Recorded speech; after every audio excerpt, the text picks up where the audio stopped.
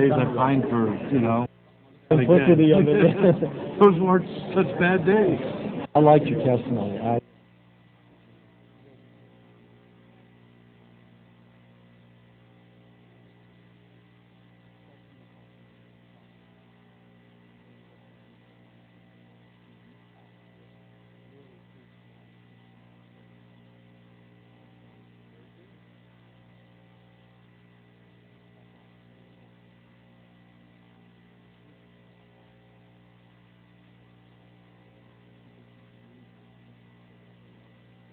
I don't understand why, but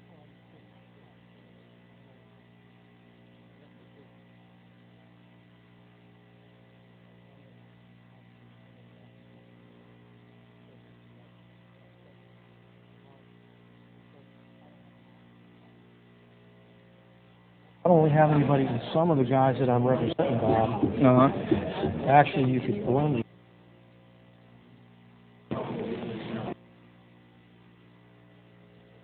I'm Bob Dinneen. How are you?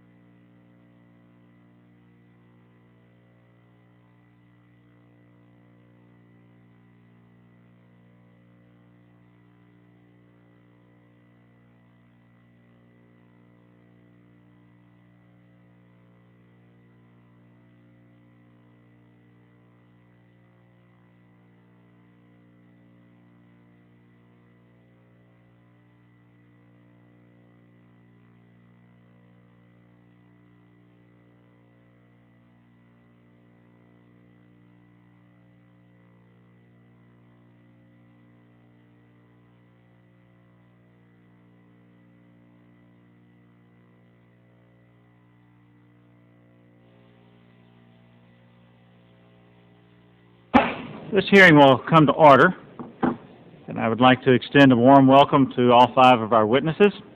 Thank you for being here today and for testifying before the Subcommittee on Energy and Environment on the subject of biofuels, and more specifically on the status of our biofuels research and development and what steps we can take to enhance the efforts toward better commercialization of new technologies. I still say are old technologies. We're dusting them off and using them again. I'd like to make specific mention that we're joined today by Mr. John Berger, Chairman and CEO of Standard Renewable Energy. I recently joined Mr. Berger at the opening of his company's large-scale biodiesel facility in Galveston, Texas, and I look forward to hearing more from him today about his experiences and continuing research and development challenges facing the industry. For some time now, it's been clear to me and many of my colleagues that our nation's energy needs can no longer be met with fossil fuels, fully met at least. Our reliance on fossil fuels, and more specifically foreign sources of energy, jeopardizes our economy, our foreign policy, our national security, and most importantly, our environment. The scale and complexity of addressing our energy and climate challenges cannot be overstated. And though I believe that fossil fuels still remain an important part of any viable, balanced energy strategy, we must continue and in many cases enhance our efforts to develop alternative energy sources, namely biofuels.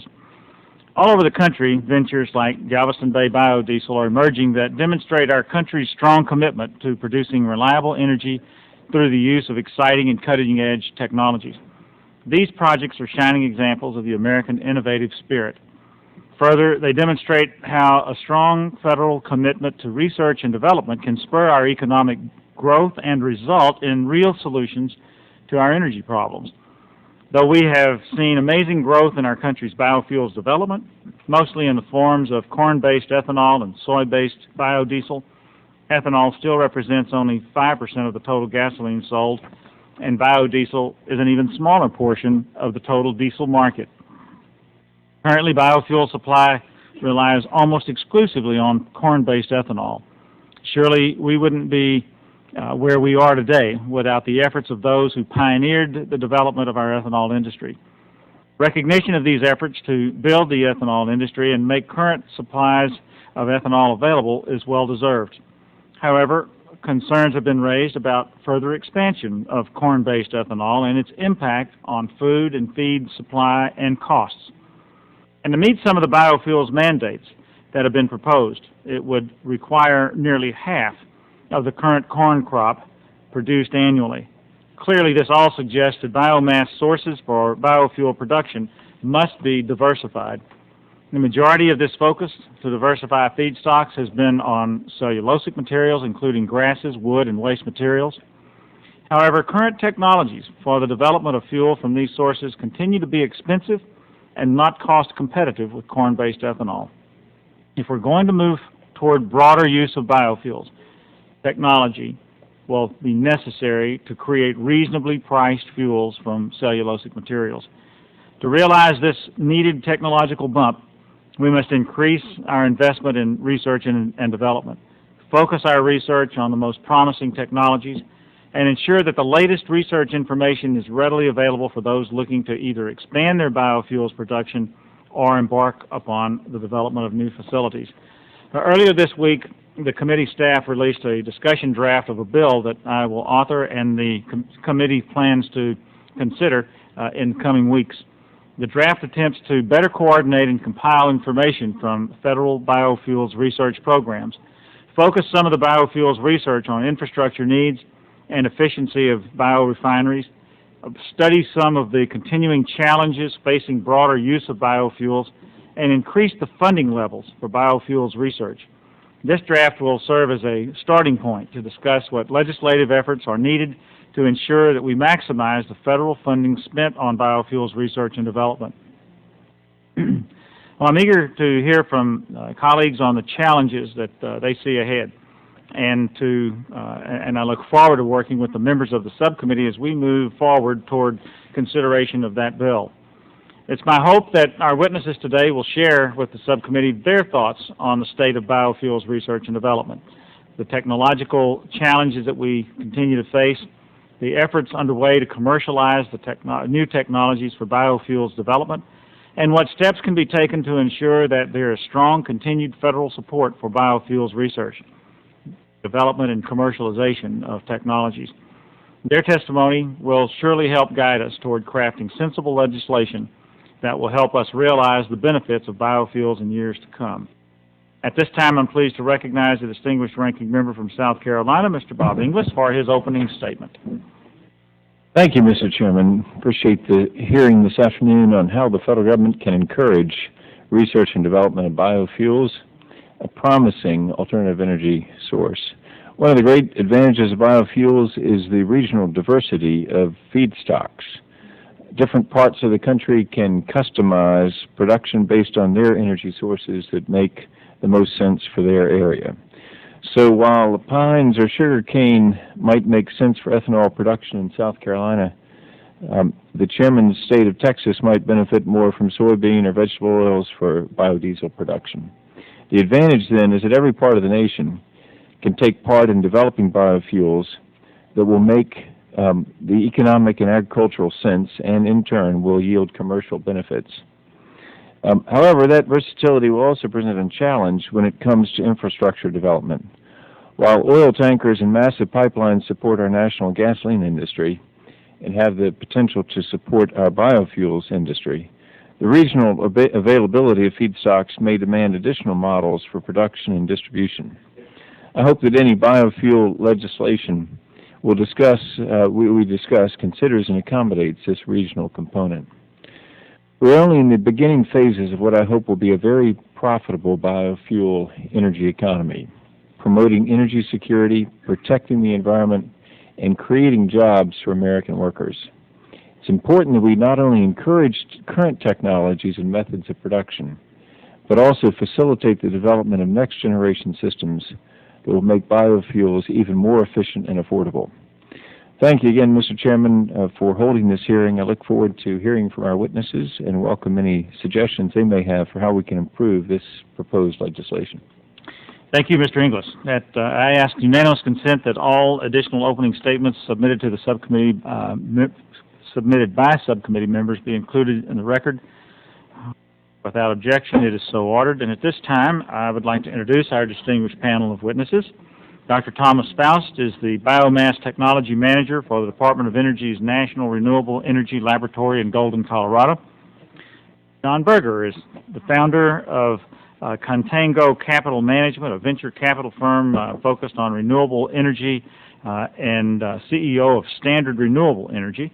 Mr. Berger also served as an advisor to the Federal Energy Regulatory Commission in 2002 and 2003. Mr. Bob Dinneen is the president and CEO of the Renewable Fuels Association, the National Trade Association for the U.S. ethanol industry. Mr. David Waskow is an international policy analyst with Friends of the Earth, U.S., and works on environment, trade, and corporate accountability issues. And at this time, I would yield to our distinguished ranking member of the full committee, Representative Hall, to introduce our final witness, Mr. Michael McAdams. Thank you, Mr. Chairman. I'm honored to introduce Mike McAdams.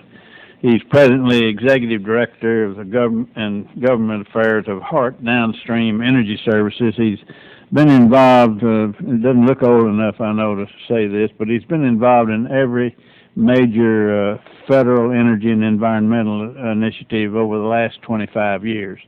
I came here in 1981, and Mike, to the best of my recollection, was the very first employee that I had. Inherited him from the Rayburn, Sam Rayburn's organization through Ray Roberts, who was the congressman then at that time, and he actually took care of Ray Roberts' boat, and I had bought Ray Roberts' boat. It's a 52-footer. I was going to live on it till my wife told me that wasn't going to happen. I asked him if he'd stay on and work with me. I really wanted him to run the boat for me.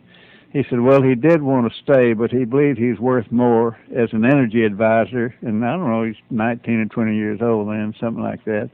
He'd be better as an energy advisor than he would as a boat boy.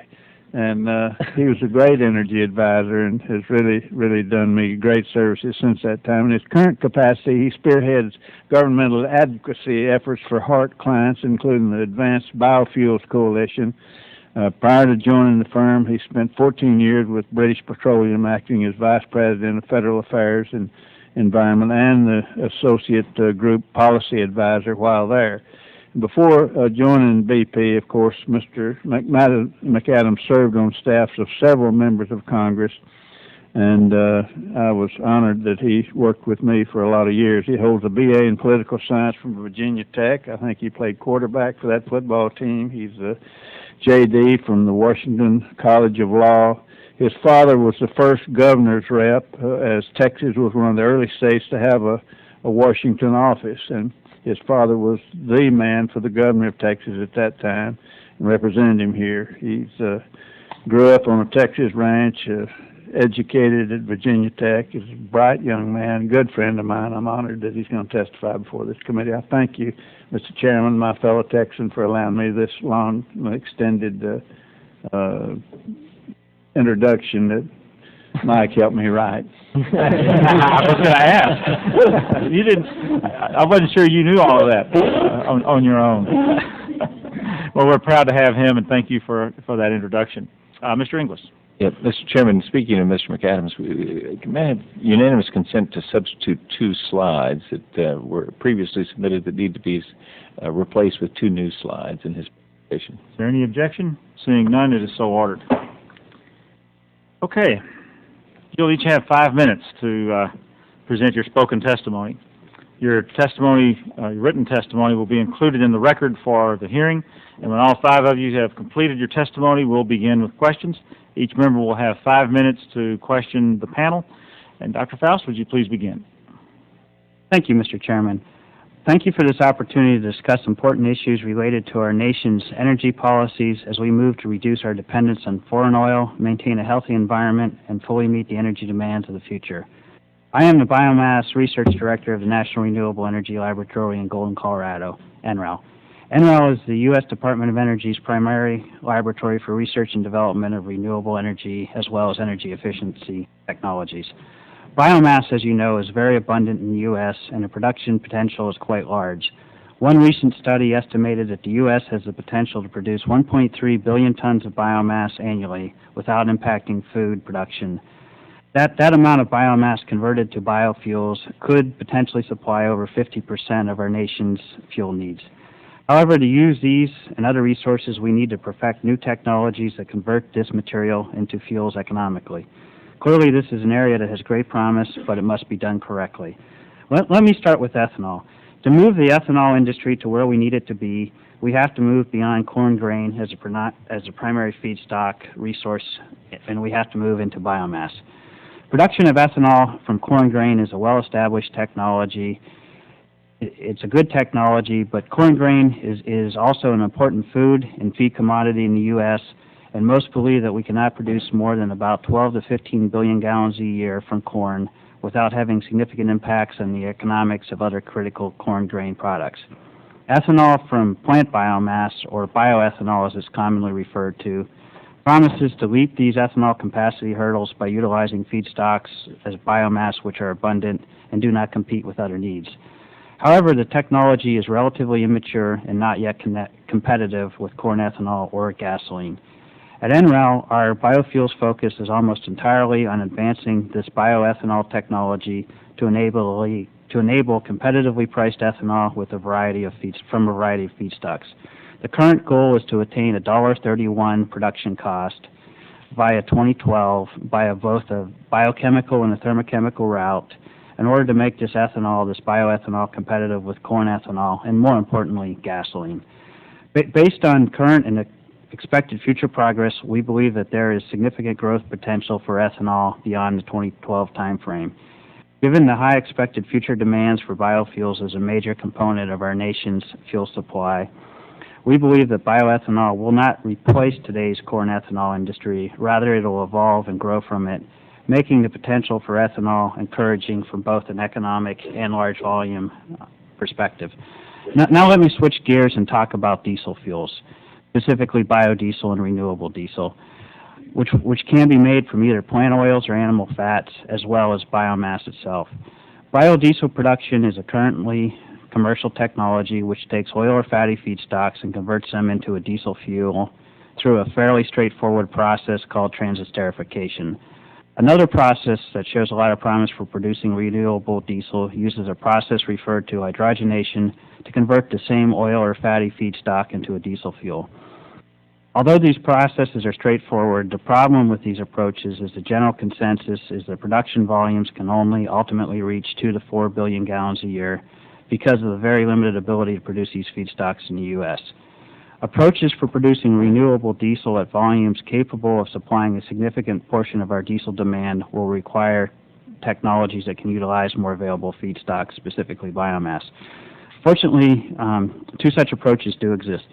The first approach is biomass gasification, followed by a process called Fischer-Tropsch synthesis to produce a renewable diesel.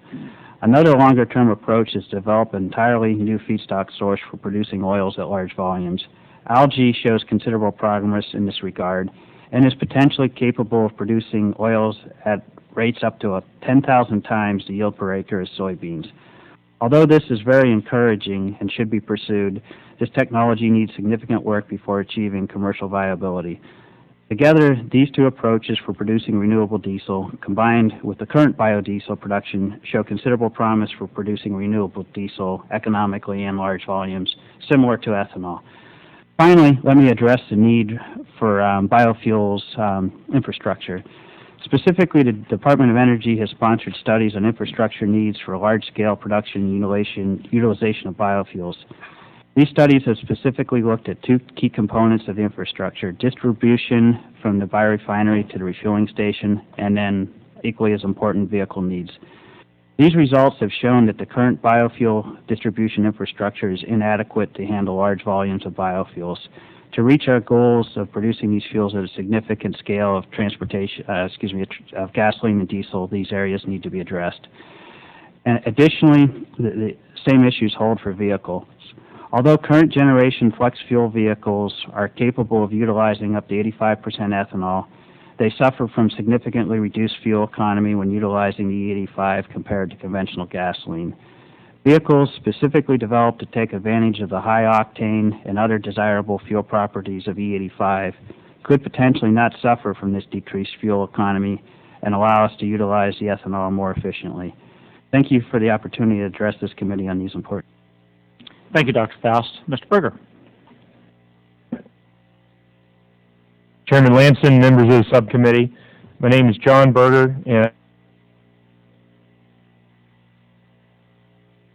we are a global leader in renewable energy, serving commercial and residential customers with clean renewable energy and energy efficiency technologies. Standard provides one-stop shopping for solar, wind, biofuels, hydrogen fuel cells, and energy conversion devices, conservation devices on a nationwide scale. We're headquartered in the global energy city of Houston, Texas. BioSelect Fuels is a division of Standard Renewable Energy and is a developer and operator of biodiesel production facilities, offering the highest quality biodiesel fuel to the global marketplace. The initial BioSelect plant is located in Galveston, Texas, as the chairman recently just pointed out in the introduction, and began operations in the last few weeks in May of 2007. BioSelect Galveston currently produces over 20 million gallons annually. However, expansion is already underway to take the site to over 190 million gallons by the first quarter of 2009. Mr. Chairman, I am pleased to be here to discuss the future of our nation's biodiesel industry and how the Biofuels Research and Development Enhancement Act can help our country achieve its energy security goals, protect our environment, and foster economic development through the expansion of renewable fuels. America relies on imports for 60% of its petroleum needs. Rising crude oil prices and political uncertainties in strategically sensitive regions of the world are focusing the public's attention on the need to enhance our nation's energy security. U.S.-produced biodiesel expands domestic refining capacity. Every gallon of domestic renewable biodiesel reduces the need for imported oil because it replaces diesel fuel refined from imported crude oil. The biodiesel industry is made up of small businesses and has shown steady growth over the last 15 years. In 2006, the industry produced 250 million gallons of biodiesel. Today, there are 142 plants in operation, with more than 50 new plants under construction or expansion, which will add an estimated new capacity of 1.7 billion gallons. The industry is on track to create at least 40,000 new jobs and add $24 billion at least to the U.S. economy. Biodiesel is and will continue to be a strong partner in the growth of the biofuels industry and can be a substantial tool in the nation's overall move towards energy security, as it directly replaces crude oil that is imported to produce diesel fuel, opens up much-needed U.S. refining capacity, decreases greenhouse gas emissions, contributes to cleaner burning diesel fuel, and creates jobs and stimulates rural and urban economies. Standard applauds the subcommittee for its comprehensive approach to policies that will lead to increased education and exchange of information on research, development, and demonstration of technologies related to the production of biofuels, the development of biorefineries, and the demonstration of these technologies. The subcommittee's discussion draft emphasizes the importance of active research, communication, and development of a solid infrastructure towards building a strong biodiesel industry. Our industry is witnessing a period of dramatic change in how Americans create and consume energy. The overlapping public concerns of national security, increased domestic energy independence, global climate change, and rural economic development have led to dramatically increased production of renewable fuels.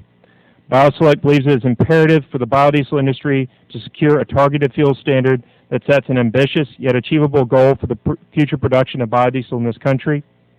Standards should be designed to support existing biodiesel capacity and be progressive to encourage continued capacity growth. A biodiesel standard will aid to ensure short-term growth and long-term development of sustainable domestic biodiesel market. We are confident that a federal biodiesel fuel standard that seeks to displace 5% of current domestic diesel consumption within the decade should be a principal policy objective for current legislative action. Such a goal will stimulate the demand for soybean oil and other oils, will help spur the development of new domestically produced feedstocks, will promote the development of production facilities in all regions of the country, and will encourage automakers to increase production of diesel-powered passenger cars for the U.S. car market. BioSelect Fuels provides safe and superior renewable energy to consumers in a clean and efficient manner.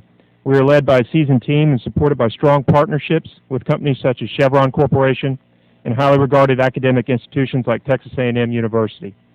The future of biofuels, however, and the means by which to create a viable source is highly dependent on continuous innovation, research, and development in both private and public sectors. Support for longer-term clean energy goals will come by focusing on and funding a portfolio of research, development, and commercialization activities. Standard would like to see Congress focus on solving technical problems to overcome barriers to biofuels growth, including infrastructure, through forging strategic cost-shared partnerships with private industry, collaboration among relevant federal agencies, and working with partnerships in the different regions of the countries to bring the promise of biofuels to fruition. In addition, we believe that the next generation of feedstocks and production technologies should receive particular attention as they are the foundation of the future of the biofuel industry. With feedstocks accounting for approximately 60–80% of the entire cost of produced biodiesel, BioSelect and our allied entities are focused on moving away from traditional edible oils and existing arable land currently used for cultivation of food crops such as corn and soybeans. Together with the engineering and agricultural expertise of our partners at Texas A&M, we're actively pursuing the development of biofuel-specific crops and lesser-known seeds that can be grown in arid lands that currently lie idle in regions of West Texas. Specific areas of research that would benefit our industry include harvesting techniques for new feedstocks, where manual labor costs are problematic, and on longer-term feedstock development projects such as oil-rich stream of algae and other use sources that have been long recognized as abundant possible feedstock sources for biodiesel. Several barriers exist before existing biofuels can be realized from these diverse new feedstocks, but there is a lot of work enabled to be done, including looking at how to farm these arid lands. I think have I run out of time? You have. Okay. And we'll get back with you, and you can put some more of that stuff in. And certainly, you can submit all of your written testimony for the. Okay. Thank you, Chairman. You're welcome, Mr. Berger, and Mr. Dinneen. Good afternoon, Mr. Chairman, members of the committee. Thank you for the privilege of being here again today.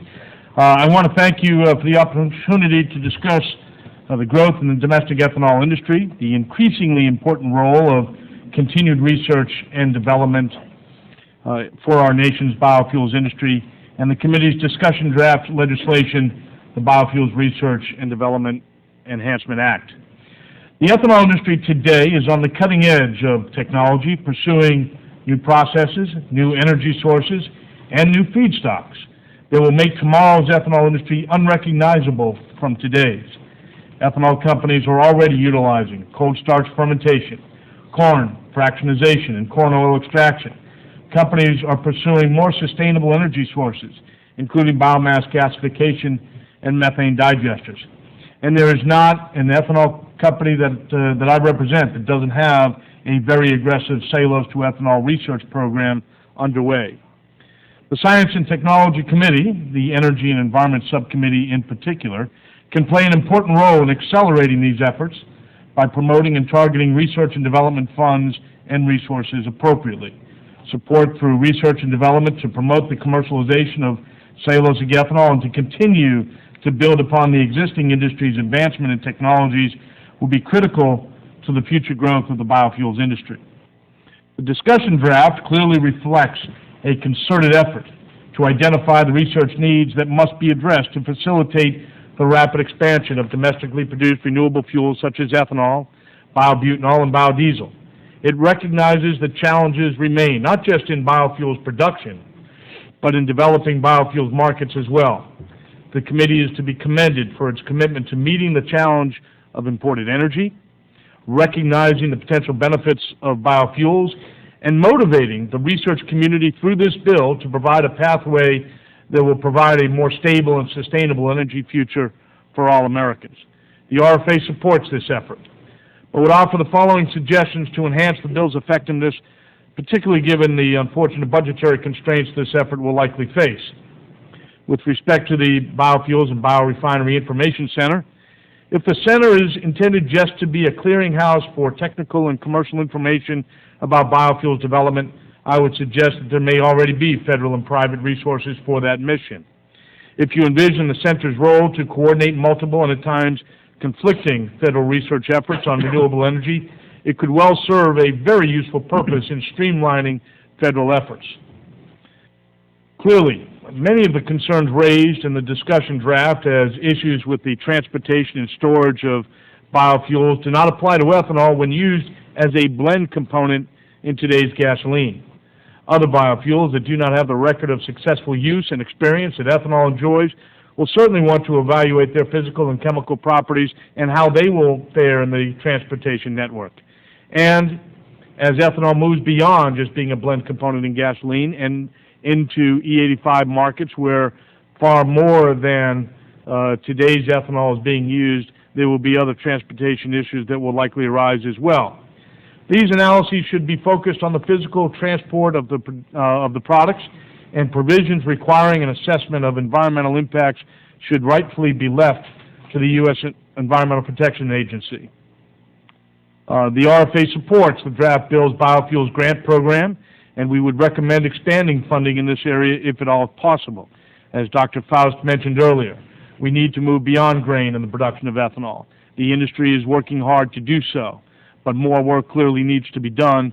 Federal efforts to help that would be very, very useful. The RFA also strongly supports amending Section 932 of the Energy Policy Act of 2005 to create a biorefinery energy efficiency program. This will be particularly important as state and federal fuel policies gravitates toward a carbon matrix for fuel policy. With respect to higher levels of ethanol blends, EPA has already largely defined the scope of the analysis necessary to approve such new fuels for commercial use. EPA's testing needs are focused on the drivability, durability, materials compatibility, and emissions of these blends. The study envisioned in the draft bill goes beyond what EPA would require to approve new fuels, creating a new and higher standard for ethanol fuel blends than other fuels that may enter the market soon. The RFA would suggest, therefore, that the bill track EPA protocols for a review of higher ethanol blends and provide sufficient funding to expedite such a test. Mr. Chairman, increasing America's energy and national security by reducing our dependence on foreign oil and continuing to expand domestic renewable fuels is among the most important challenges facing our country today. We at the RFA look forward to working with you and this Congress to develop the appropriate federal policies that will help us achieve those goals. Thank you. Thank you, Dr. Dinneen, Mr. Dinneen. Mr. McAdams. Thank you, Mr. Chairman. Chairman Lamson, Ranking Member Inglis, members of the committee. My name is Michael McAdams. Hello. I serve as Executive Director of Hart Energy Government Affairs Group. I am testifying on behalf of the Advanced Biofuels Coalition. It is a great privilege and responsibility to appear before you today and to share how the members of the Advanced Biofuels Coalition are contributing to meeting our energy and environmental goals. I am delighted to join such a distinguished panel, some of whom I have worked with for years in the area of fuels policy. The Advanced Biofuels Coalition is a group of companies whose second and third generation technologies hold great promise. The companies working with the federal government have the potential to provide the American public with abundant volumes of high quality, no compromise renewable fuels. The fundamental objective of the coalition is to educate policymakers on the ability of these technologies to deliver significant volumes of lower carbon fuels today and in the near future. For these companies to be able to achieve this goal, they need your support in adopting policies at the federal level which are technology and feedstock neutral. We applaud your efforts to provide a path to broaden the use of advanced biofuels. The legislation before us today, we believe, can make a significant contribution to America's fuels marketplace. Our members recognize the tremendous contribution and the path traveled which first-generation fuels have already made and will play in the future of this effort. But we believe that the future of energy policy will require contributions from many sources. As one governmental official recently suggested, this is a matter of silver buckshot, not a silver bullet. Members of the coalition have reviewed your legislation and agree that many of the provisions would be helpful in moving the marketplace forward. Specifically, we are most interested in your section regarding infrastructure and would encourage that you consider the benefits of second-generation fuels would have in terms of reducing the overall infrastructure cost to the country and to consumers. If a picture is worth 1,000 words, then with the remaining portion of my 5 minutes, I want to present the committee several slides that illustrate the potential of second and third generation technologies which use existing biofuel feedstocks. The first slide depicts various technology pathways and potential fuels which they can produce. This is the slide version of the oral version that Dr. Foust gave.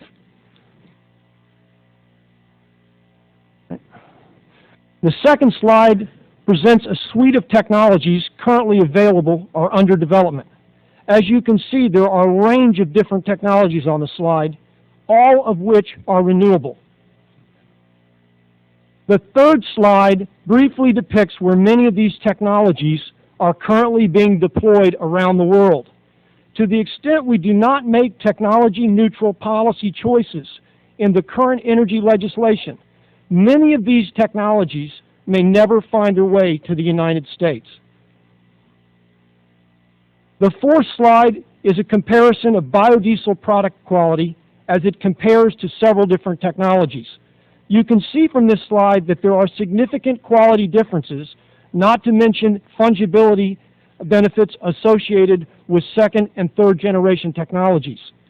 The fact that the basic chemistry of these products is fundamentally different from first generation biodiesel provides the opportunity that jet fuels may actually be produced from these new processes in the future.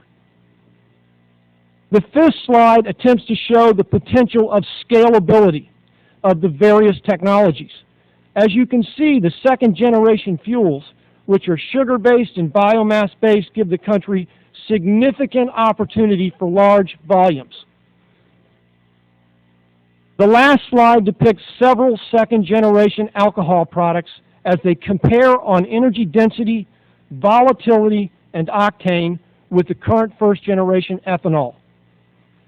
The last point I would wish to make to the committee concerns the desire by many in Congress to develop a low-carbon fuel standard. Depending on its specific process, feedstocks, and products, an individual biorefinery may have a wide range of life cycle carbon emissions. Should the Congress seek to mandate a specific biofuels target, it should provide sufficient flexibility to allow both the objective of hitting a renewable gallon target and the objective of having a lower carbon fuel supply to both be achieved and not be in conflict with each other. To do so would put the consumer at risk. In conclusion, we appreciate the opportunity to testify before you today, and we stand ready to work with the committee on the legislation before us. Thank you. Thank you very much, Mr. McAdams. Mr. Waskow. Chairman Lamson and members of the committee, thank you very much for the opportunity to appear today to discuss research and development priorities related to the environmental impacts of biofuels production. My name is David Waskow, and I'm the International Program Director at Friends of the Earth, which is a national environmental advocacy organization and also the U.S. arm of an international federation, Friends of the Earth International, that has groups in 70 countries around the world. In the U.S. and abroad, as you know, biofuels are often viewed as an essential solution to the linked challenges of global warming and our dependence on oil. If done right and at the appropriate scale, biofuels can indeed make an important contribution to reducing greenhouse gas emissions, while also improving agricultural sustainability, protecting natural resources, and strengthening rural economies. However, these results are by no means guaranteed, and we must be vigilant in ensuring that the potential of biofuels is in fact achieved. Without a serious consideration of environmental impacts, increased biomass production could have unintended consequences for water, air, and soil quality, water availability, and sensitive ecosystems, and potentially could provide only minimal benefits or even negative outcomes in terms of greenhouse gas emissions. As biofuel production and use rapidly increases, A robust research and development program addressing environmental impacts is urgently needed. Perhaps the most important task for research in coming years is to more thoroughly understand the environmental impacts of biofuels production on a life cycle basis, particularly to determine the actual greenhouse gas emissions associated with production. Life cycle analyses should estimate the greenhouse gas emissions associated with the entire chain of production and end use of a fuel, including impacts associated with land use, feedstock production, fuel processing facilities, transport, consumer end use, and more. This research need is even more critical now, given that pending legislative proposals create greenhouse gas performance standards for renewable and alternative fuels. Indeed, getting these analyses wrong could upend the entire policy framework and fundamentally undermine greenhouse gas reduction goals. Unfortunately, however, the current generation of life cycle analyses, including the well-known GREET model out of Argonne National Laboratory, contain important uncertainties, and land use-related impacts in particular are poorly characterized in these life cycle analyses. The land use impacts of expanded biofuels production will include shifting marginal, unused, or ecologically sensitive land into biofuels production. These impacts could change fundamental assumptions about greenhouse gas emissions for biofuels both domestically and internationally. Indeed, the recent surge in corn ethanol production in the United States underscores the importance of examining these greenhouse gas issues closely. Based on estimates from the Argonne National Lab, the per-acre greenhouse gas benefits from corn ethanol production compared to conventional gasoline amount to 0.6 metric tons of carbon dioxide equivalent. By contrast, clearing an acre of grassland would produce 45 to 80 tons of carbon dioxide equivalent, and converting an acre of forest will commonly release 200 to 300 metric tons. The implications are substantial. In essence, to make back all the greenhouse gas emissions from an acre of land converted from grasslands, one would have to grow corn on that acre for approximately 100 years. Careful analysis of the greenhouse gas impacts of land conversion is also relevant for biofuel feedstocks other than corn, including biofuels production outside the United States, partly intended for export. In Southeast Asia, for example, the palm oil industry, which has devastated rainforests and wetlands, is increasingly shifting production to biofuels for export. Similarly, in Brazil, rapidly expanded production of biofuels is likely to increase land use pressures in ways that could influence the greenhouse gas profiles of those fuels. In addition to the critical task of analyzing greenhouse gas emissions, life cycle analyses should also be expanded to address a full range of potential environmental impacts, including some of the issues I described earlier: soil quality, water use, water quality, and so forth. Broader research on these issues is especially needed for feedstocks other than corn.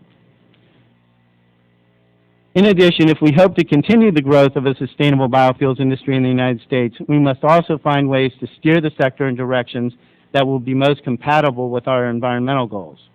Research into best practices for the cultivation and harvesting of feedstocks will be especially important, and the research agenda should prominently include issues involving crop diversification, including mixed perennial grasses. Sustainable practices for biofuel processing facilities and research into the impacts of biofuel processing facilities, particularly involving energy use and water use, should be a priority.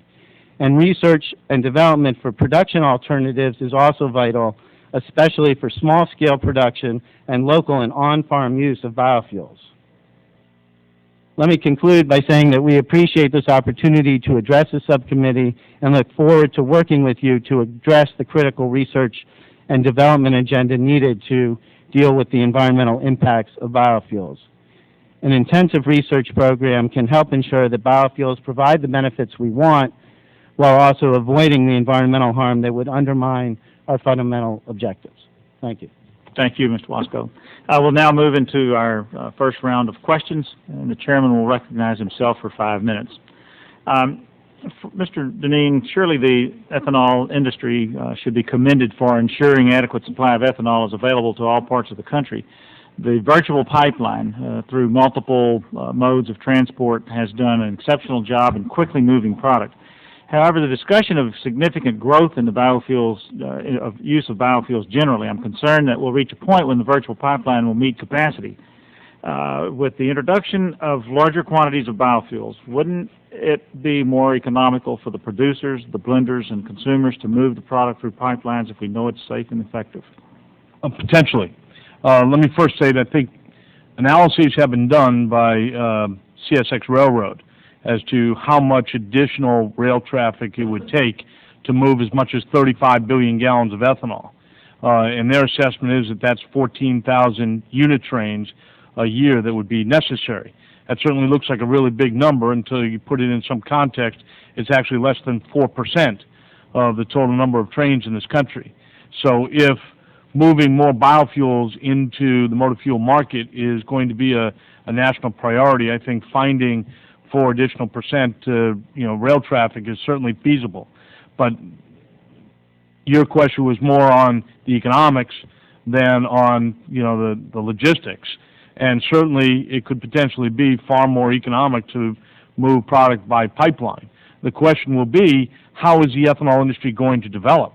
Is it going to develop as the oil industry has been, where much of the production is highly centralized in one region, because now the pipeline system has been built to accommodate gasoline production in the Gulf Coast, and the pipelines flow from there out to the population centers? Well, already you've seen the ethanol industry expanding beyond just the traditional Midwest. We've got plants today that are being built in California. They're actually in operation, 4 plants in operation in California. There are more plants under construction in Texas today than are under construction in Illinois. And as our industry develops, you will see, I think, expanding production capacity in all regions of the country. So you might not have a concentration of production that would make pipeline shipments, feasible or more economic. I think you're just going to have to see. But if we're ultimately planning to displace a large amount of petroleum-based products with bio-based products, shouldn't we explore using some of that petroleum infrastructure that becomes less utilized in order to move ethanol? Absolutely, Mr. Chairman. We should explore that, and indeed it's feasible to do. It's been a marketplace issue thus far. There may be some technical issues that need to be addressed, and this bill, I think, will help to identify those. You were nodding your head, Mr. McAdams. You want to make a comment about it, and then I'd like for Mr. Faust to comment on it. Yes, Mr. Chairman. I think it's a very intuitive question, because as you move forward and you look at the bills in both the House and the Senate that are currently proposed, the Congress is trying to change the fundamental balance of where the energy comes from in the future. And so we're looking at 36 billion gallons of renewable fuels in the Senate, somewhere around 30 billion, 35 billion in the House. And those bills sequence the time in which the renewable fuels come into the marketplace.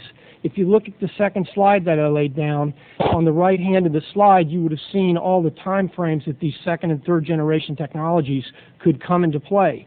They're totally fungible in the existing pipeline system. They're totally fungible with existing fuels. Some of the fuels that the gasoline slide I showed, some of those fuels could actually work in conjunction with ethanol and be blended with ethanol. So I think it's a very intuitive question, and I think your legislation and the section in your legislation that talks about how you would blend these fuels and what the properties are and what the benefits of those properties are is particularly on target and timed to show the benefits of those fuels being merged. These aren't cost competitive yet just because they're available. Some of them, some of them would be very cost competitive, yes, sir. Dr. Faust. I would highly agree with what my colleagues say. I think it depends on if the ethanol industry develops more decentralized and the petroleum industry, it does complicate the petroleum model for ethanol. However, with that said, I think clearly economic studies show it's a fraction of the cost to move fuel via pipeline than it is by rail or truck.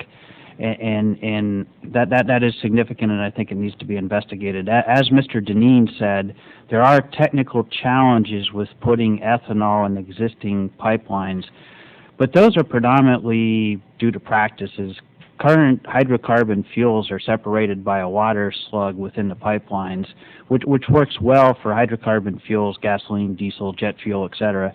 But ethanol has a high affinity for water, so it'll absorb the water, so that doesn't work. That would have to be investigated.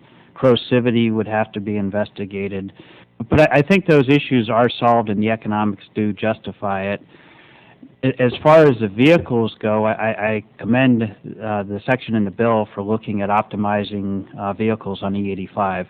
I think really that there is one vehicle out there made by Saab. It's marketed in Europe. It's not available in the United States, but actually gives higher performance on ethanol. And there's a lot of data that shows... Ethanol blend? E85, actually E85, so predominantly ethanol. And there is a lot of data out there that shows that we would not have to pay the 1/3 penalty on current gas mileage penalties on fuel-flexible vehicles that are optimized to run on gasoline, octane, and high 80s. If we did specifically look at these vehicles and how to develop them and what the public policy incentives would be to automobile manufacturers to make these vehicles. Thank you very much. The chairman's time has expired, and at the request of the subcommittee ranking member, I will recognize the full committee ranking member for 5 minutes. Mr. Hall. Thank you, Mr. Chairman. That's me, isn't it? Mr. McAdams, your slide, I was fascinated, I guess, with your first slide. And we all look for production dates and facts about them and time and what's the time certain. And, of course, you may not be able to give that, but could you give me a couple of examples of actual companies and the time frames which they're going to be able to produce these new higher quality fuels? Yes, Mr. Hall. And coming back to Mr. Chairman Lamson's point, let me name two companies that are very fascinating. The first company would be Amorous Bio Technologies, which was a company originally founded by Bill Gates, a grant to try to solve the world malaria problem. They created a yeast molecule that has made a quantum collapse in the price of making artemisinin, which is the drug that kills malaria, in 8 hours. They took it from a price of about $2.50 a pill down to 24 cents. Well, the technology they developed is the same technology that is frankly used in my colleague Mr. Dinneen's ethanol plants every day. And so instead of using a yeast molecule that he'd use today, you'd simply plug and play, pardon the phrase, like a new software in a computer. You'd simply put their new and improved yeast molecule in one of Mr. Dinneen's plants, and it will make a diesel fuel with all of the characteristics of the second generation fuels down to 30 degrees below. It will make a jet fuel, or it will make a gasoline additive. It would therefore give all of Mr. Dinneen's clients an opportunity to have a complete product slate rather than just one product slate going forward. And they believe that they'll be able to bring it fully to market in 3 years. Real quickly, one other company, Neste, out of Finland, on May 31st, introduced a 60 million gallon standalone hydroprocessing isomerization plant that can take 100% tallow and turn it into 99 cetane, no sulfur diesel, high quality diesel. They're doing it today. They're looking in the United States to see whether there might be a place, Texas, Louisiana, or a place where it might fit with the products. Thank you. And I go to Dr. Foust at this time. Doctor, in your testimony, you mentioned the forest products industry, and I have a lot of that in the northeast part of the state of Texas in my district. I understand that they have a concern with sustainability. If woody biomass is extracted from forests that are not sustainably managed, they feel that it's not carbon neutral. It adds to the atmospheric carbon, and it's therefore not renewable energy. So I guess I'd have to ask you, would you agree that forest land should be managed in a sustainable way to assure forest replacement, forest health, and adequate supply for existing and future generations and uses in order to be considered renewable? I would absolutely agree with that statement. I think Mr. Waskow summed up that very well. That for this whole, I would extend your comment even beyond forestry into agriculture and all sources of a biomass. In order for this to be sustainable, The feedstock has to be managed in a sustainable manner. Carbon storage, the health of the soils, the health of the forest, that all has to be considered. I think on the positive side is many studies have shown that that can be done, and we can have sustainable biofuels with carbon neutrality. But it is a challenge, and public policy, I think, has to guide that towards carbon neutrality. Well, thank you. My last question is to Mr. Berger. I noticed in your testimony you suggest a mandatory biodiesel standard of 5% be instituted so as to ensure a sustainable domestic biodiesel market. Is the type of biodiesel BioSelect Fuels produces not eligible under the current renewable fuel standards as included in the Energy Policy Act we passed in 2005? Mr. Hall, no, it's not. Most of the renewable fuel that's being standardized or used under that act is ethanol. And biodiesel, or at least the market participants who sell the petroleum products, whether they be unleaded or diesel, do not are not forced to blend or do not blend biodiesel by mandate into the petroleum diesel currently. Then can you tell me how much biodiesel has contributed to meeting the required volumes under the renewable fuel standard? I can't give you that exact number, but you can see through the small amount of consumption that's actually consumed in the United States in reported fashion by the National Biodiesel Board that it is quite a small amount of the petroleum diesel consumed in the United States with distillates, which is about 60 billion gallons. I may have a follow-up question, but I see the red light on. Mr. Chairman, will we be allowed to submit questions with some expectation of getting and if you back have, in a reasonable time? yes, and if you have time to hang on, I'm sure going to have more than one round. Thank you, sir. Thank you. The gentlelady from California, Ms. Woolsey. Thank you, Mr. Chairman. As we're I'm here listening, I can't help but comment that as we get started on this really huge endeavor to become independent of petroleum-based products in an economy that we're learning has been a disaster for our national security and for our environment. While we address this and go into biodiesels and all the other alternatives we have for generating energy in this country, I have to ask the question, is carbon neutral enough? I mean, don't we want to make improvements? Because the measurements we are comparing with have not been very healthy. So I think we should be addressing that because the trade-offs are big here.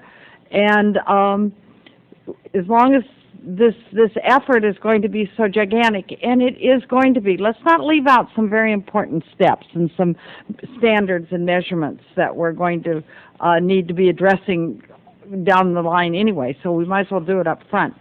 So my first question is to Mr. Waskow. Thank you for being here. And I'm particularly concerned when we talk about ethanol and corn ethanol, about the land use issues. I have, you see, everything becomes personal when we start talking about anything around here. It starts being part of what does it mean to our districts. But what this is going to mean, is meaning already. We're subsidizing corn on all these acres all over the nation for ethanol, and my dairy farmers can't afford to feed the cows. And we know the Mexicans can't afford to make their tortillas. So would you comment on that? I mean, are we finding alternatives? Is this a trade-off that's even worth it, the corn part of it? Let me first take the question about carbon neutrality, and my answer would be that absolutely we have to do better than carbon neutrality. If we are in fact going to tackle the very serious challenge of global warming, we have to do much better than carbon neutrality.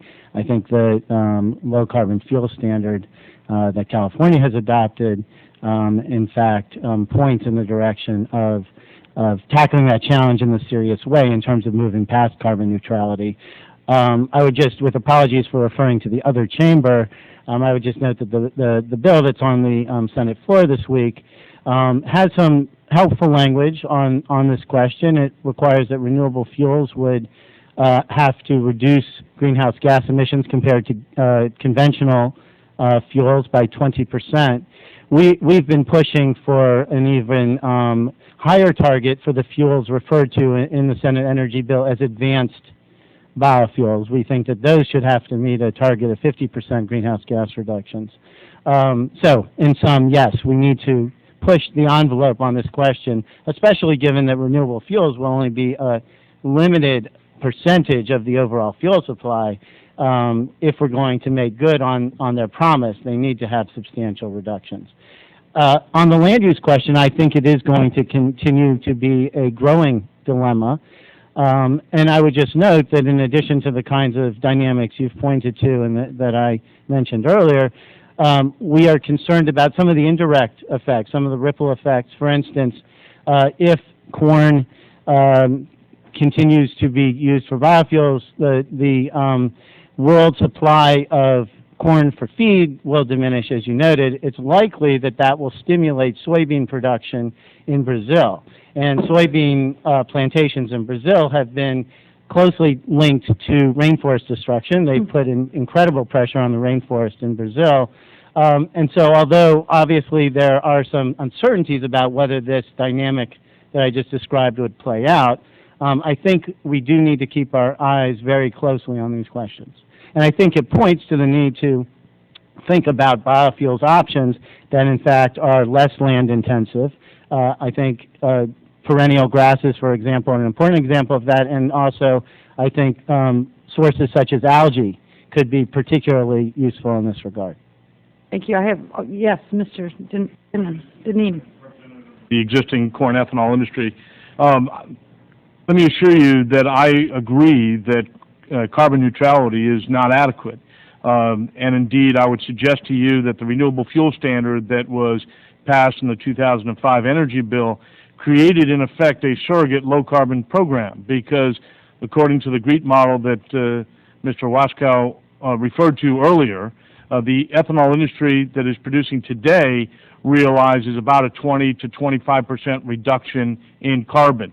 And I would suggest to you that probably underestimates the carbon benefits of the existing industry, because it was based off of an energy survey that was done of the industry in 2002. The industry is getting better all the time, but I think absolutely we need to do a lot more, and we are. With respect to the land use issues, again, those are critical issues.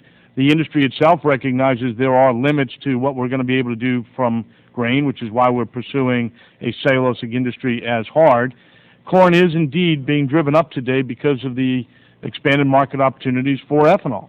And markets are indeed having to adjust. The fact that farmers responded to the marketplace and planted 90 million acres of corn this year suggests we're going to see the largest corn crop in history. And I believe that there's certainly going to be adequate supplies of grain to satisfy the demand in this country for feed, for fiber, and for fuel. Thank you. Thank you, Ms. Woolsey. I now recognize for 5 minutes the ranking member, Mr. Inglis. Thank you, Mr. Chairman. Perhaps Dr. Foust or Mr. Dinneen could answer this, and others if they want to take a shot. As I understand it, we have 3 bioenergy research centers established under EPACT. The draft bill contemplates the addition of 11 centers, as I understand it. I'm wondering what would be the focus of those centers, or what would they add to the mix of the 3? And do they at some point get too many, or is it more the merrier? From 3 to 11 makes more the merrier, or do we start becoming then, creating then a coordination challenge between 3 to, actually I guess it'd be 14. Congressman, I sort of wished Dr. Foust would take this, but I'll jump into it. What the heck? I noted in my testimony that, there's value to these facilities. I do sort of agree with the premise of your question that 11 may be a bit overkill, and I think our testimony suggests that one in each petroleum district might satisfy the needs. There are going to be different feedstocks in different parts of the country. The Northeast, Northwest is largely going to be a woody biomass opportunity. There would be other feedstocks and perhaps for other fuels, as Mr. Berger had referenced with respect to some biodiesel feedstocks that might be available in Texas. So there are benefits to some regional centers like that, but 11 might be more than what the current budget situation would suggest might be feasible. I think Mr. Dinneen summed it up quite well. I also agree that 3 going to 14 does seem excessive. I think Mr. Dinneen's point is well taken, that there is all, as this old saying goes, all biomass is regional but expandable to national, or whatever the statement is, I forget. But as far as different feedstocks in different regions and different technologies are suitable for different feedstocks, and enzymes have to be tailored to different feedstocks. There is market conditions are different. I would agree with Mr. Dinneen's point that geographically locating these per petroleum district, it makes sense, or geographical region. 14 does seem excessive. How many petroleum districts are there? 5. Okay. 5.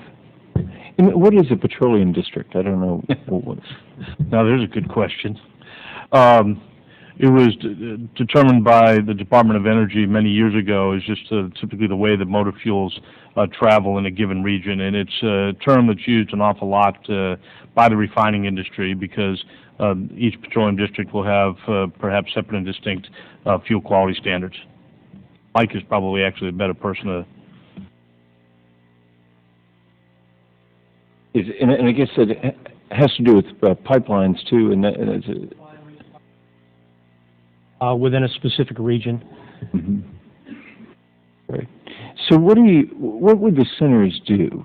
Somebody want to tackle that? Are they into commercialization? Are they into the scientific breakthroughs needed for, say, cellulosic ethanol development? What's their focus? Is it basic research, or is it more applied? I'll take a stab at answering that. I think it's more applied. I think the existing national laboratories, universities that are focused on the basic research, understanding the fundamental challenges to economical production of cellulosic biofuels, whether that be ethanol, biodiesel, or these higher alcohols, it is done currently done, probably more resources are needed, but currently done better in a focused effort where there's a group of consolidated scientists. But as far as the applying, understanding the market factors, understanding the feedstock diversity, understanding the regional issues, siting issues, the density and the logistics, those issues could appropriately be addressed by these regional centers, and that would be a good usage of those centers to take the macro technology and apply it regionally. And my time is almost up, but I wonder, we're going to have the breakthroughs in cellulosic ethanol. Is that what we got a high degree of confidence in that? Congressman, absolutely. I had the privilege of visiting a cellulosic ethanol plant that is currently under construction just a few weeks ago. It's being built in Spain, but the company operates 4 ethanol facilities here in the United States today and is building a similar facility here in Nebraska as well that is likely going to be open before the end of the year. I can report to you that commercial cellulosic ethanol production is closer than conventional wisdom would suggest. There are a lot of companies that are looking at this. As our industry has grown, and as new capital has come into the industry, new intellectual capital has come into the industry as well. And there are more companies that are looking at this today from a different point of view than ever before.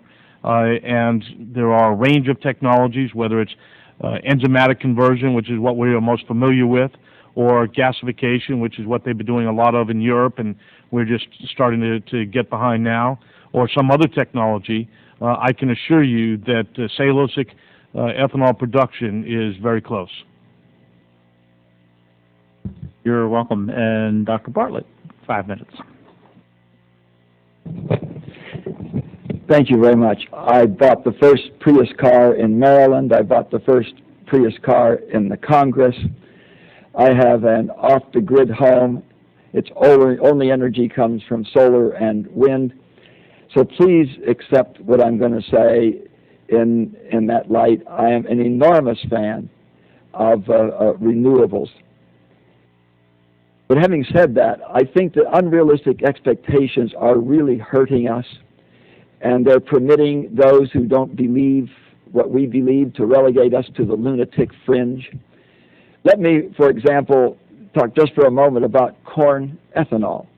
I'm sure you all saw the article in the Washington Post about 3 weeks ago. I'd done those back of the envelope calculations a long time ago, and I didn't sign into a single corn ethanol bill because I was afraid, going to be a cruel hoax, as it turned out to be. If we use all of our corn for ethanol, all of it, and discounted it for fossil fuel input, it would displace 2.4% of our gasoline.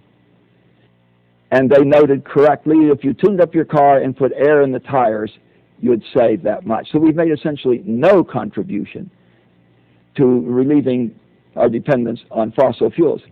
And I would submit that maybe we've gone backwards environmentally, because what we're going to do is to take land out of agricultural reserve that shouldn't be farmed, and we're going to put it into farming because the potential profit to be made by growing corn. Remember, there's an 80% of all the energy you get out of corn is represented by fossil fuels you put in to grow in the corn. So we may have gone backwards environmentally while we're making essentially no contribution to displacing our reliance on fossil fuels.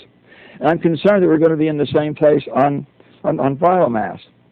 In our first testimony, it was said that we could do this, that is, get this more than 1 billion tons without negatively affecting the nation's ongoing needs for food or fiber. I'd like to see those analyses. Our topsoils are not increasing in quantity and quality. And there is such a thing as tilth and the need for organic material in soil, because if it doesn't have that, it isn't topsoil. It won't hold water. It won't hold nutrients. And I'm very concerned that switchgrass that we salivate over is growing this year because last year it died. Now, maybe switchgrass is kind of unique because I think most of the nutrients are transported back into the roots, but most other crops are not that way. And this year's crop is growing of weeds is growing because last year's crop of weeds died and is fertilizing. So I think that what we're going to get out of biomass is going to be considerably less than we anticipate. And I'm just concerned that these exaggerated expectations make us look silly, and I don't want to go there.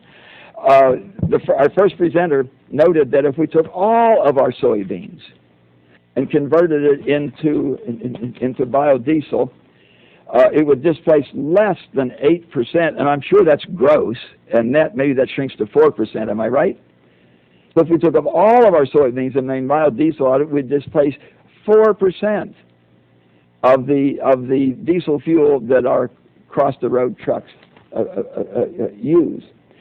Am I wrong, Mr. Waskow, that we may, in fact, be going backwards environmentally while making little... You know, we're very much like the pioneer in our country who worried about the worm eating the tassels on his corn while the wolf was eating all of his cows. It's not that he shouldn't worry about fertilizing his corn, but he really should worry about that wolf eating the cows, shouldn't he?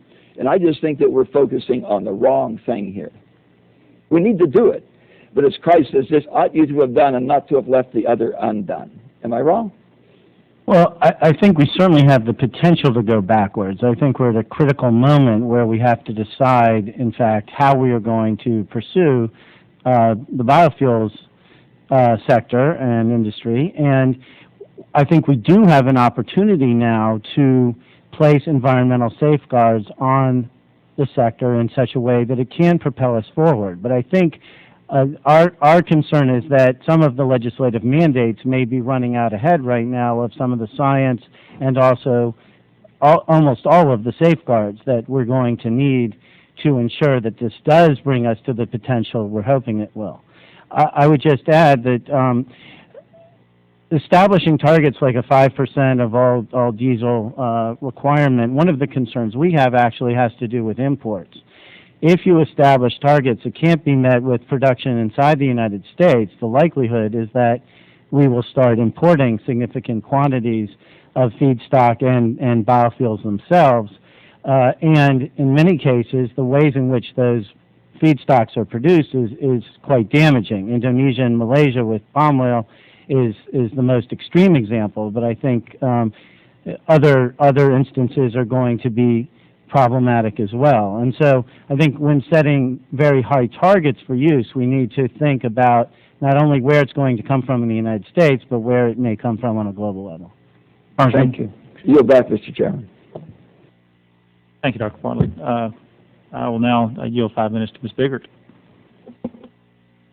Thank you, Mr. Chairman, and I'm sorry I missed the testimony, but I do have a couple questions. First of all, does our research on the efficient production of ethanol from the cellulosic material need to be feedstock specific? Yes, that's true to a degree. However, you don't have to go through feedstock by feedstock. You can group them. For the enzymatic conversion fermentation, yes, the enzymes themselves are feedstock specific. However, agricultural grasses, corn, wheat, switchgrass tend to behave very similarly, as do the wood. So it's not as onerous as it might sound that you have to develop the technology feedstock by feedstock. And once those enzymes are developed, they're fairly easily tailored. For the gasification approaches, no, those are not feedstock specific. Those are general technologies that work across the feedstock resource space. Well, once we figure that out, then will it take a markedly different or marginal different process to make the cellulosic ethanol from other feedstocks? I mean, will it be so necessary that we would have to have a different center to do that? I don't think. I would say, as far as tailoring the enzymes to the specific feedstock and the mix of those enzymes, that would be the company's proprietary advantage that deployed that technology. So as far as centers developing that under government funding, no, I don't think that would be necessary. Well, DOE is currently evaluating proposals to spend $250 million over 5 years to establish and operate 2 new bioenergy research centers to accelerate the basic research of and development of cellulosic materials and ethanol and other biofuels. So if the cellulosic ethanol is really feedstock neutral, do we really, and I know it was discussed about whether there was 5 should be or 11 was too many. Couldn't we just do it in those 2 research centers that the Department of Energy is developing? Those research centers are actually looking at very fundamental biological breakthroughs, what they refer to as systems biology, where you take the current 3-step process that we're talking about, that Mr. Dinneen talked about, as near-term commercially ready, to a single-step process that produces the ethanol at rates 2 to 3 times what current processes are, about half the cost. And what they're really looking at is advanced technologies that get down to processes as simple as corn or even sugar-based ethanol. So they're really far-reaching basic research, which I think is good. They're not specifically looking at tailoring specific enzymes to regional feedstocks. They're not nearly that applied type of research. So it sounds like you're saying that the research that Mr. Dinneen was talking about is more advanced in as long as it's a specific feedstock, but what the DOE is looking at is making it feedstock neutral, but a more advanced basic research, which will lead to be able to do probably the same thing at different centers. Am I simplifying that too much, or is that? I think in general that's a true statement. I mean,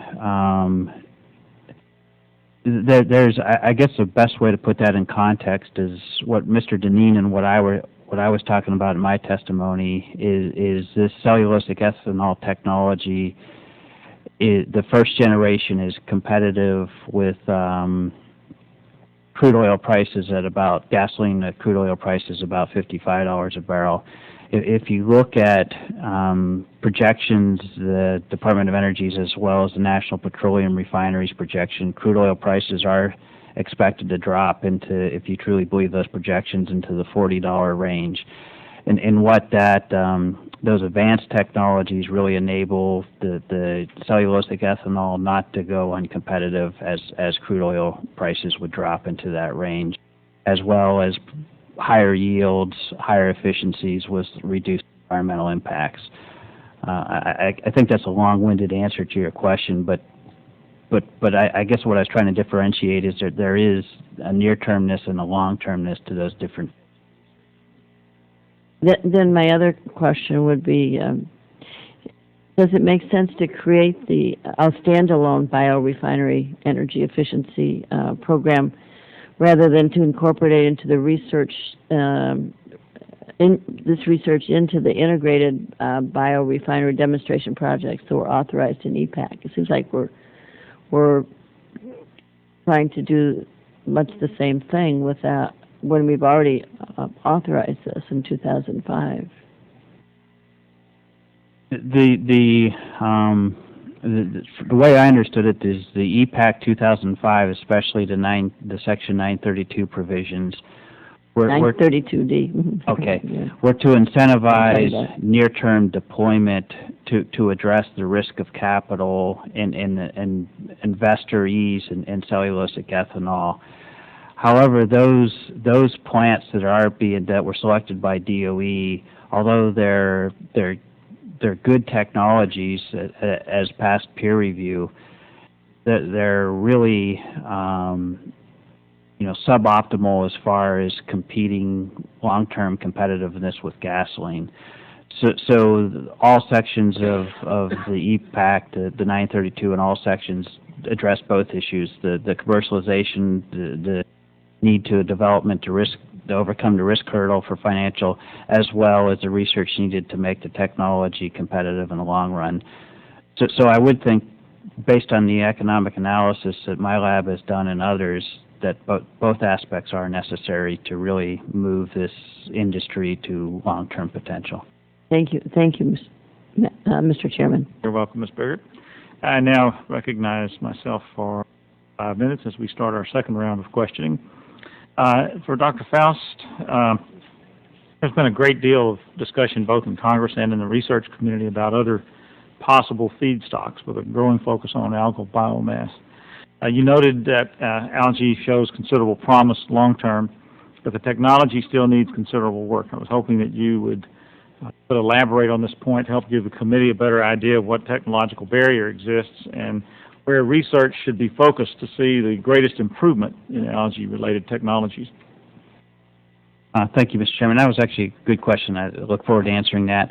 I think the real challenge is developing these algae strains. The strains that have been developed are native strains, and they're biological organisms, which to get them to express oils, which is basically fats, you have to starve them. They'll only express oils when they're starved, and they'll only grow when they have plenty of nutrients. And the challenge to get this to be economically viable is to get them to do both. So you have to get them to express oils, fats, while they're also growing. And that's a significant biological challenge. The microbiology community, of which a lot of those people are at my laboratory, believe that can be done, and believe that we can get these yields at 1,000 to 10,000 times of the soybeans or other oilseed crops. However, they realistically put that at about a 5 to 10 year effort. And then once that's done, then they're grown in these shallow water ponds, and you have to develop it's a easier challenge, but it's an engineering challenge, how it weighs to harvest them and crush them so you can get the oil out at pennies per gallon to compete with diesel fuels at the $1.50 gallon range. You noted that there are already fuel quality standards in place for ethanol and biodiesel, and these standards have been created to match the current production methods, cornstarch in the case of ethanol. Once we get past the technological hurdles to the broad use cellulosic ethanol, surely we'll be producing ethanol from a variety of feedstocks. How will we ensure that fuels derived from diverse feedstocks are fungible? Well, we need a better system for establishing standards, since we will no longer be able to rely on production methods of one item, cornstarch. And how will we be able to ensure conformance with a standard when multiple feedstocks are used for development? Dr. Faust may want to jump in, but just with respect to ethanol, ethanol is ethanol no matter what the feedstock is. There may be some feedstock-related issues with some of the other renewable fuels, but you can produce ethanol from corn. It's the same product as if it's produced from sugar or from cellulosic material or from, whatever. And the specifications that have been developed for its performance characteristics along, through a process with the refiners and the automakers through ASTM. So there really aren't standards issues with respect to ethanol, but Dr. Faust or Mr. McAdams may want to comment on some of the other renewables. Well, I would say, Mr. Chairman, that if you look at the second and third generation, particularly renewable diesel technologies, that the standard they hit is D975, which is the standard currently for diesel. It's one of the real confusing nomenclature problems we have in this debate between a biodiesel, which is a coined term that comes out of the tax law, and now you have a new term, renewable diesel, which is another coined term coming out of the tax law, and then their third term is green diesel. But most of the second, third, and fourth generation processes that make diesel, whether it's Fischer-Tropsch or whether it's the Amorous technology or whether it's Neste, they make a D975 diesel spec, which is through the Tier 1 process of EPA, and they're very comfortable with going through that process. I would agree with what my colleague said. Mr. Dinneen is right. One of the beauties of ethanol is it is a single molecule fuel. So whether you make it from corn, sugar, or cellulose, it will be the same. However, there will be trace contaminants when it's distilled, and standards to control the contaminant levels, the water levels, pipeline issues would be desirable, especially for blending, as one section of the bill specifically addresses the lower ethanol blends greater than E10 but less than E40. As those blends come into play, the gasoline standards and the ethanol standards for those various different blends will need to be tightly controlled. It will be more of an issue specific. Thank you very much. Now I'll call on Mr. English for his next 5 minutes. Thank you, Mr. Chairman. Dr. Faust, it was very exciting what you were just talking about organisms that may create or express oils at a faster rate. Pretty exciting. What's the best thing government can do to help facilitate that, or is it going to happen because the marketplace is pushing us to that? Which would be a fine answer. We're from the government. We're here to help. But if we can help by not helping so much, maybe that's what we need to do. No, I thank you. That was a good question. I think because that is far from being a commercially viable technology, unlike corn ethanol or biodiesel, where there really isn't a role for the government beyond standards. It's commercially viable, so it's appropriate role for industry to develop and deploy those technologies as they're currently doing. Right now, it clearly would be economically unfeasible to deploy this algae technology without these improved strains. So I think government's role would be kind of, again, as was accentuated in this bill, to increase the funding for the field of biofuels in general, of a significant portion of this to go in these high potential, high risk, high payoff, but not near commercially viable type technologies. Yep, Mr. Berger. I would echo those sentiments, and I think, one thing to really sit back and kind of think about here is that you got to start someplace, and I think you've heard that consistently across the panel. And speaking from a for-profit company such as Standard Renewable, we're starting in what is economically feasible right now, at least with the existing tax credits. And then we are more than happy to invest our profits in these new technologies and be able to move them into the marketplace. Nothing would please us more and our shareholders to have the kind of numbers that Dr. Foust spoke about. Yeah. Those are the kind of numbers where people in the oil business would get a little bit nervous, to say the least. But at the end of the day, what is that really going to require from companies like ours to the government? We want consistent policy. We want to know that over the next few years that biodiesel, in whatever form it is, or ethanol, in whatever form it comes in, is going to have a place here to stay, so that we can go in and take those profits and put them into these new technologies and deploy those new technologies. Well, I suppose that the fluctuation in the price of gas, is that a larger determinant of that question than what we're talking about here, that research? Or, I mean, in other words, if gas is $3 a gallon, you've got a business, right? If gas is $1.80 a gallon, I guess you don't have a business, right? I mean, don't answer that question. It might upset your shareholders, but I'm very happy to answer that. Actually, speaking from the biodiesel business, and I'll let the others, Mr. McAdams and others, talk about their respective biofuels. It really depends upon, just as it does in the crude oil business. What is the profitability from taking a barrel of oil, whether it's vegetable oil, whether it's crude oil, and converting that into a product, and what is that product trading for? So, as soybean oil, for instance, is a very well traded commodity, and I'd also like to point out that the U.S. is one of the largest exporters, in some cases the largest exporter in the world for soybean oil, the world.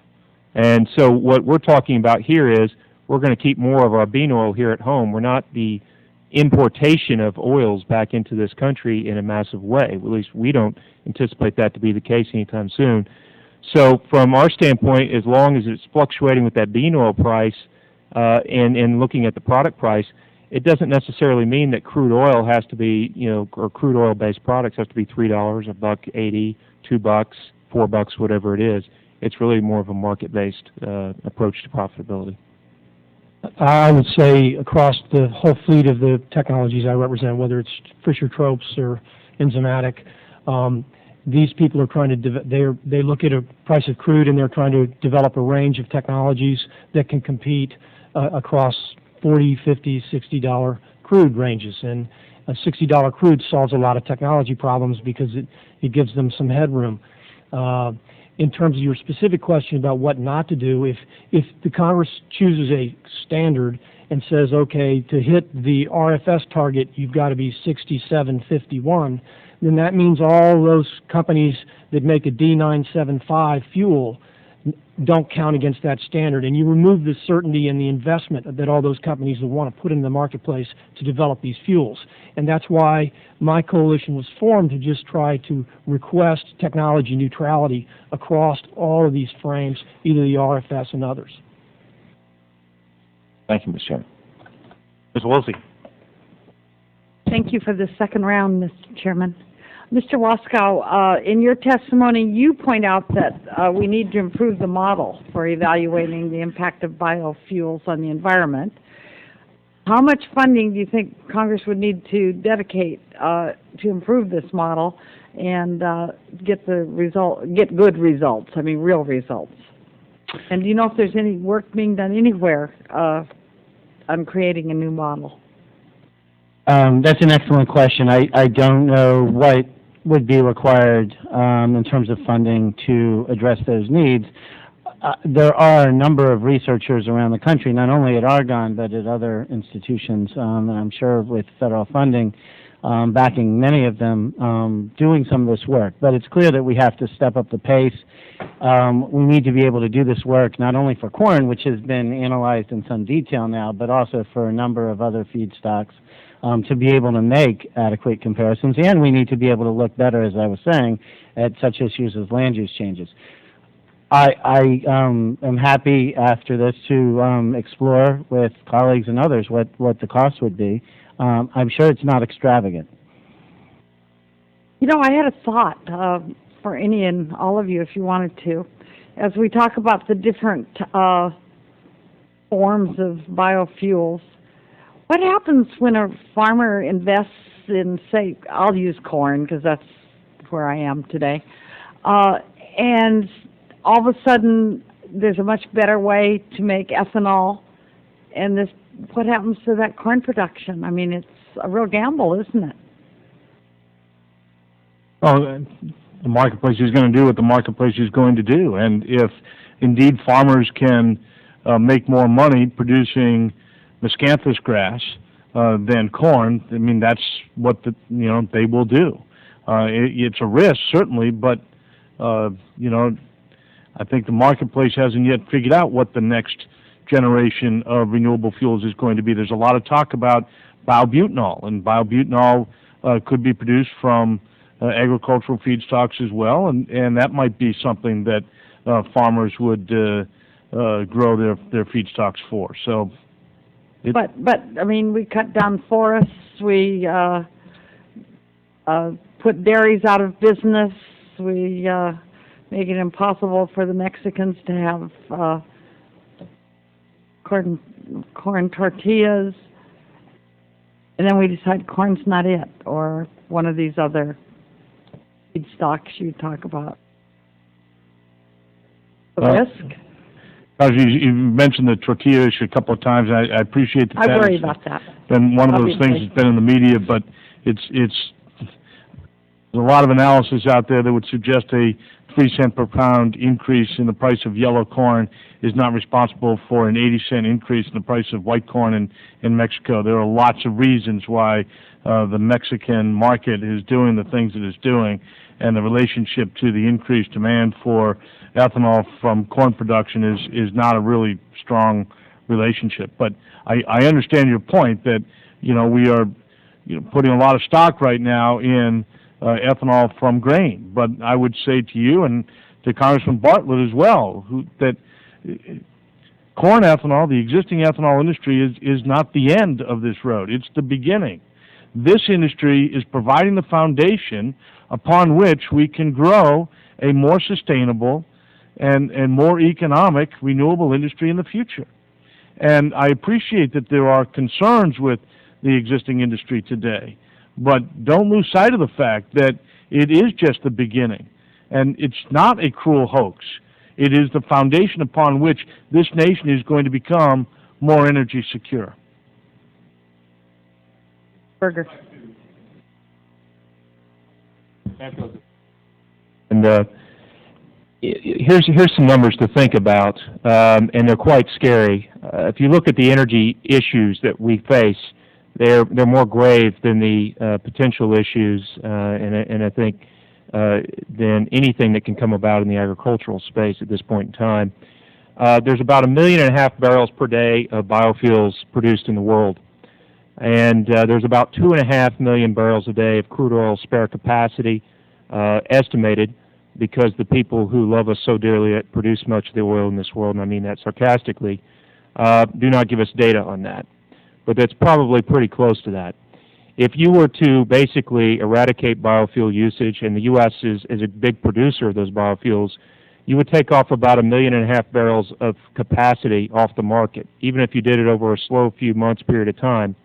Crude oil, I don't know where it's going to trade, but it's not going to trade $66 a barrel. It's going to trade north of 100 and quite a bit north. And the reason is that commodities are priced on the margin. And when you take that kind of what may even seem to be 4% or 5%, it's just small, I can tell you from experience, you will see exponential moves in commodity prices such as crude oil, natural gas, etc.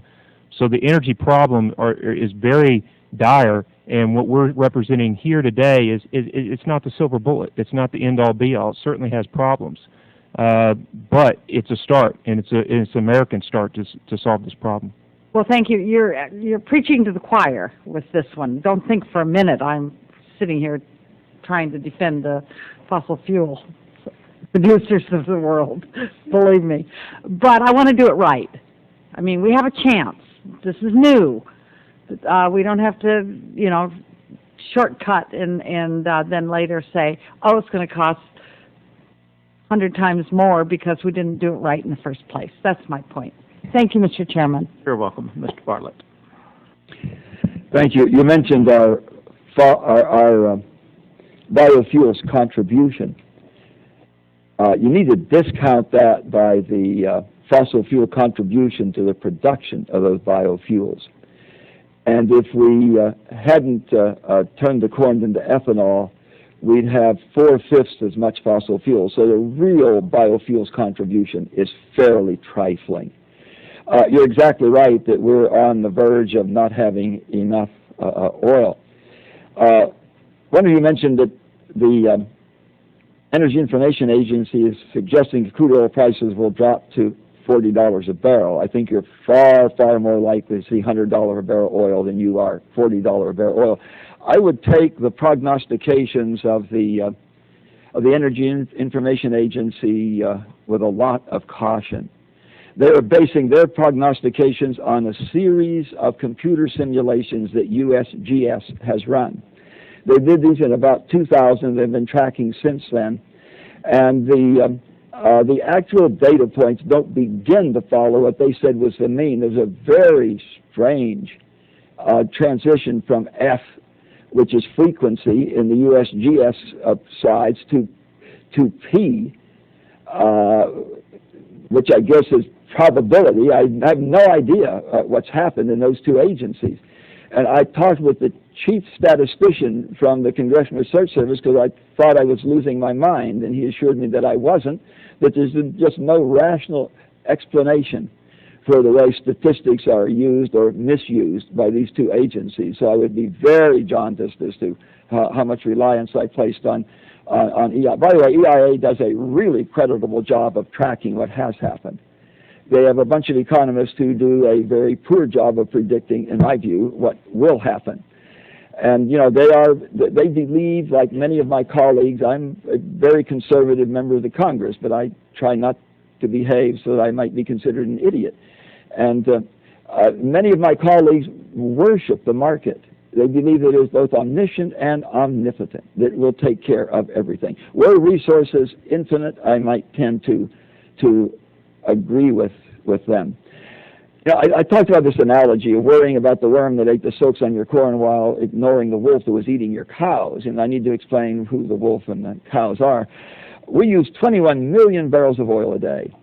All of these biofuels we're talking, and I'm a huge proponent of these things. I'm the greenest guy in the Congress, probably. But, we use 21 million barrels of oil a day, 70% of that in transportation. We're making really quite insignificant contributions with these biofuels. And if you're wildly optimistic about the productivity from these, are going to, in the future, make trifling contributions. What we really need to be focused on is a lot of conservation and a lot of efficiency. I wish I could show you a slide that shows our oil consumption up through the Carter years. Every decade we use as much oil as had been used in all of previous history. Boy, have we changed that since then. Had that exponential curve been extrapolated, we would be through the season. What that means, of course, is that when you're half out, when you've used half the world's oil, you have 10 years remaining at the current use rates. Now, we're about halfway through the age of oil. We've been 150 years in the age of oil. We've got about another 150 years to go. We aren't running out. We're running out of our ability to get oil as quickly as we'd like it, and it's going to be more expensive and harder to get in the future.